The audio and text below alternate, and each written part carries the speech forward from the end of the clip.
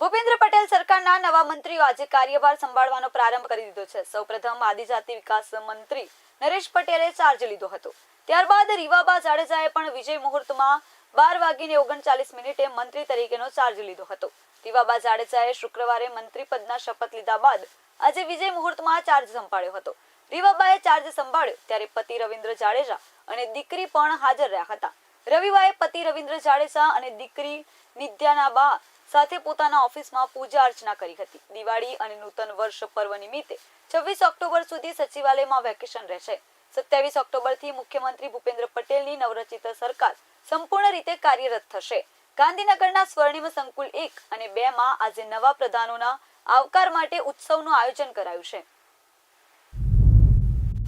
અભ્યાસ કરી અને જે કંઈ પણ ઘટતું કરતું હશે શિક્ષણના આયામને વધારે ખૂબ સરસ મજબૂતાઈથી ગુજરાતમાં જે મને જે રિસ્પોન્સિબિલિટીઝ આપી છે રાજ્ય કક્ષાના મંત્રી તરીકે એને વ્યવસ્થિત રીતે સુચારુ રૂપે આ ડિપાર્ટમેન્ટને આગળ વધારવા માટે અને બાળકોમાં શિક્ષણનું જે એક કેન્દ્ર સ્થાન છે, જે પ્રાથમિક જરૂરિયાતની સાથે સાથે જે વિકસિત ભારતની પરિકલ્પના આદરણીય પ્રધાનમંત્રી શ્રી સેવી રહ્યા છે એમાં યુવાધનનું જ્યારે યોગદાન આપવાનું હોય ત્યારે બાળકો છે આવતીકાલે આપણા દેશનું ભવિષ્ય બનવા જઈ રહ્યા હોય ત્યારે એમના શિક્ષણમાં ક્યાંય પણ કચાશ ના આવે અને એ સતત ઉત્તરોત્તર પ્રગતિ કરી શકે અને શિક્ષણના માધ્યમથી આ દેશનો વિકાસ સાધી શકે માટે સતત પ્રયત્નશીલ રહીશું।